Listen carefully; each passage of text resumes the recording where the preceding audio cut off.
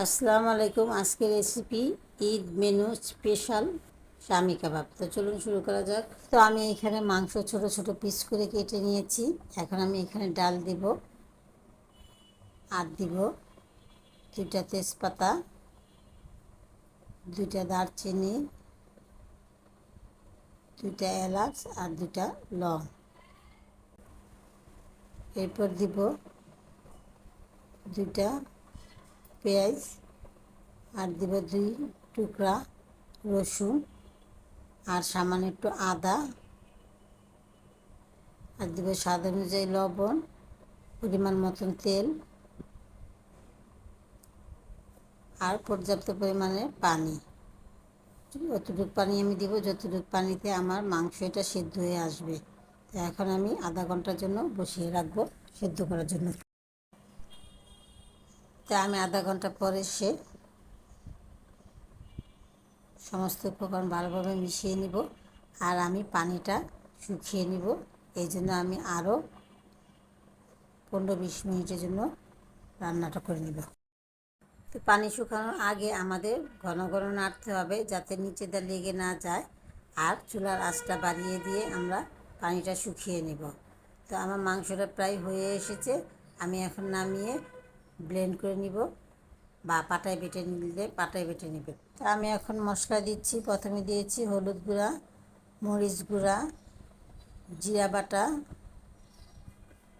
রসুন বাটা, আদা বাটা, আর সামান্য একটু লবণ, কারণ লবণ আমরা আগে দিয়ে নিয়েছি। আর দিব এখানে পেঁয়াজ, আর দিব কুচি করা কাঁচামরিচ। এরপর দিব একটা ডিম। এরপর আমি ভালোভাবে মাখিয়ে নিব। তো আপনারা অবশ্যই এই শামি কাবাবটা এই কোরবানি ঈদে ট্রাই করবেন। তো আপনারা কে কেমন মশলা দিবেন সেটা মাংসের উপরে নির্ভর করে। যদি কম মাংস নেন তাহলে কম মশলা দিবেন, আর যদি বেশি নেন তাহলে একটু বাড়িয়ে দিবেন। তো আমার মাংসটা প্রায় মাখানো হয়ে এসেছে। আমি এখন এখানে সরিষার তেল দেব। সরিষার তেল দিয়ে আবারও আমি ভালোভাবে মেখে নেব। তো আমার মাখানো হয়ে গিয়েছে। আমি এখন শামি কাবাবের শেপ অনুযায়ী বানিয়ে নিব। সবগুলি বানিয়ে আমি পরে ভেজে নেব। সবার জন্য দোয়া করি, সবার জন্য ঈদটা সুন্দরভাবে কাটে, সুস্থভাবে কাটে, এই দোয়াই করি। তো আমার কাবাবটা হয়ে এসেছে বা হয়ে গেছে। আমি এখন ভেজে নিব।